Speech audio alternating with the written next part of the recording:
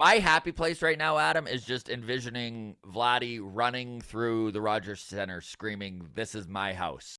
It is my favorite day of the week. It is a Monday morning mailbag on a Tuesday afternoon here. Welcome, everybody, to the walk-off. We are live right now, by the way, so we do comb through all of the comments of the week and pick out the most, I guess I wanted to say original, but that's probably not really the process here. It's more so if we see multiple ones, we'll try and pick one in that category, and then, not step on too many of the same subjects, right? Yeah, I mean, it's an interesting blend between there's a running theme of comments where everybody's kind of talking about the same thing. So we figure that's something worth discussing. But then also finding, original weird ones that seem a little off the wall. Yeah, random and something we haven't really talked about too much in a while. So we are live on YouTube right now. I see Josh is in the chat. So hello, everybody to watch. Hello to everybody watching live on YouTube, as this is something we're trying to do more and more often. So we are going to get to some of the YouTube comments in the chat by the end of the mailbag here. We do have a bunch of questions to go through, so we're going to hit those first. Of course, you can always feel free to reach out to us. We love the interaction. You can do so by dropping your comment right on YouTube here on the video. If you're on audio, you can always reach out to us on Twitter at Walk Off Podcast, on Instagram, the Walk Off Podcast. Join the Discord. It is a great place to constantly talk Blue Jays and baseball. There are almost 200 rabid Blue Jays fans in there, so we always get tons of questions out of that. And the link is in the link for the Discord is going to be in the show notes, and that is always free to join. All right, I'm Scott Belfort, joined as always by the best co-host in the biz, Adam Mack. We are going to just get into it here. Are we going to mention Patreon now or at the end, Adam? Yeah, we'll save it for the end. There's a Patreon. Give us money, but wait till the end to do it. That's the Cole's notes. That's the Cole's notes of it. Yeah, you bet. All right, let's get right into the comments and questions. So this first one comes in from Lauren Stewart on Twitter. He DM'd us and said, "For the Monday morning mailbag on a Tuesday. And a couple months ago, during a long toss, everyone seemed to be on board with letting Schneider go after the year. After playing October baseball in September and the way he works the bullpen, has your mind changed? I think he deserves the interim title taken off of him at this point. Thanks. Keep up the great work." There you go, Scott. John Schneider, how are you feeling? That's from Lauren in Calgary. We do have kind of a related note from our YouTube comments. This one comes from Andrew, who says, "I think the playoffs will determine his future. If the Jays lose 2 games and go out in the wild card round in a sweep, you could see a move for a veteran manager. Something like that would what the Mets did with Showalter. I personally like how the team has responded to him, though, and his in-game decisions have been strong. I do hope he stays." So that's from Andrew and Lauren. We're going to talk John Schneider. Both great comments, and I do wish to just quickly address Lauren here. Fellow Calgarian, Cowtown United here.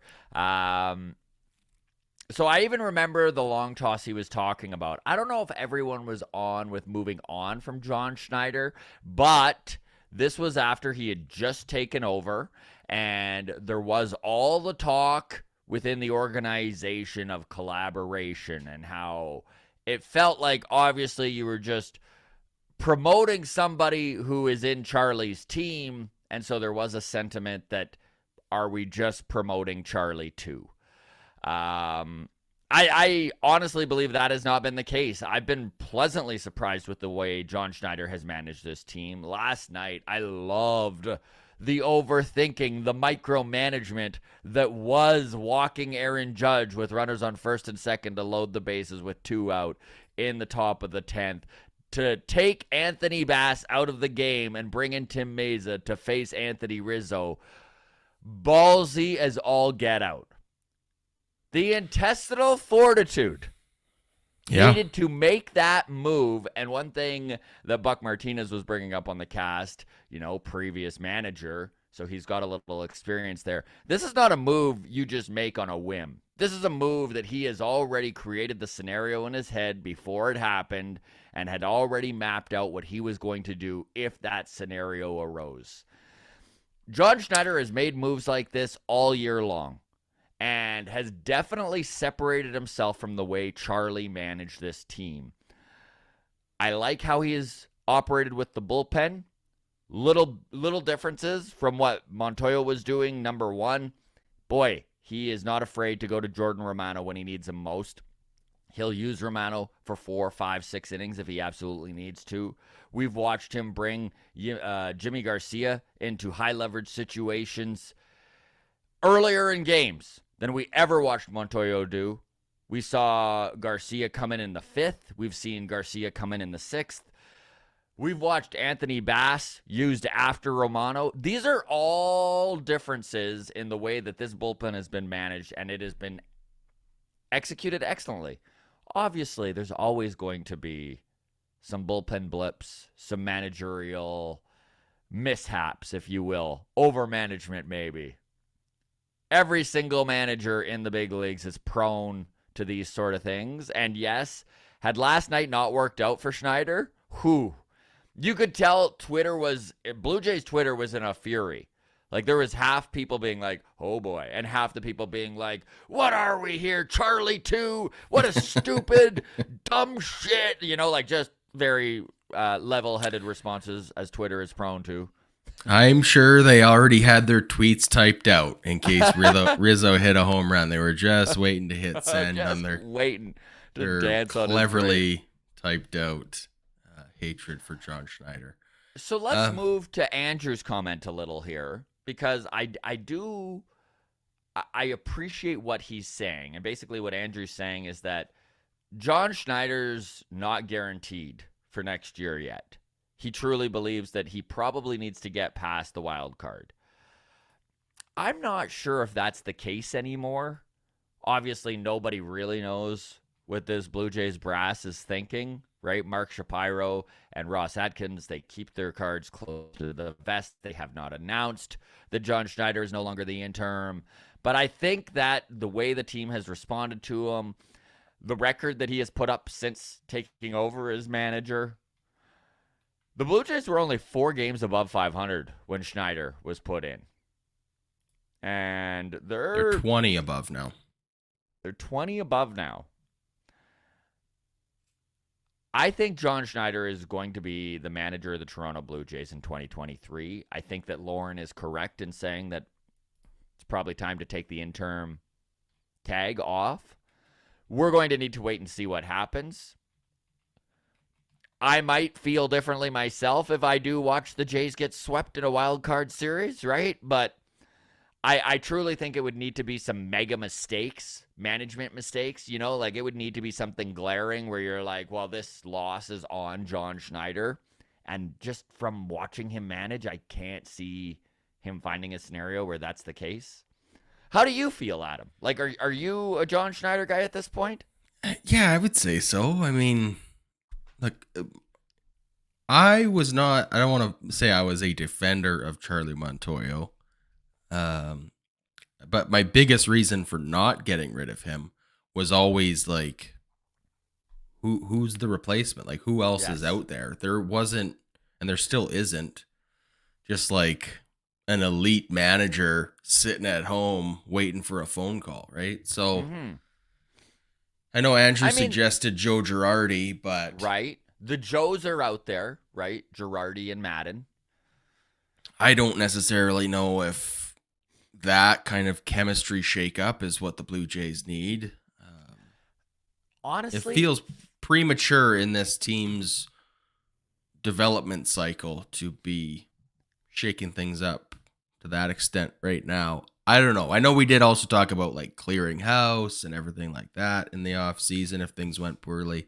I think the Jays have done well enough and have performed at a level where cleaning house is probably not going to be the right move and probably not the direction that this front office takes when it comes to however the rest of the season plays out. I don't think the Blue Jays are going to fall on their face. I really believe that right now they're poised to get into that number one wild card spot, to have home field advantage. If so, they're probably, I mean, we don't know yet. They're in a dead heat between the Mariners and the Rays for that second spot. But I think this team can beat either of those organizations at home in a 3-game series. I just think at this point, John Schneider is going to be the guy in 2023. I could be wrong, but that's just looking at where this team is at, I can't see a collapse big enough to warrant firing Pete Walker, firing Guillermo Martinez, clearing out Dave Hudgens, getting rid of, I can't see them cleaning house at this point. Yeah, I'm with you. I even swept in the first round, it would have to be decisions like the walking Aaron Judge decisions. It would have to be a series of decisions like that backfired. And I really get where Andrew's coming from with the idea of things don't work out. Maybe you do go with a more seasoned veteran when it comes to management, and they are out there, guys like Joe Girardi. I don't see this organization taking that approach. In all honesty, if things don't work out and they do clean house and we see a whole new management crew come 2024, which is probably when it would take place if for some reason there was that sort of move, I think we watch them go in a younger direction. I think we watch them go with somebody like if they can't get a Terry Francona, maybe they go completely a new direction and a first-time manager like Stubby Clapp, something like that, a guy that they have interviewed in the past. But could be different problems for a different time. Right now, let's enjoy the winning.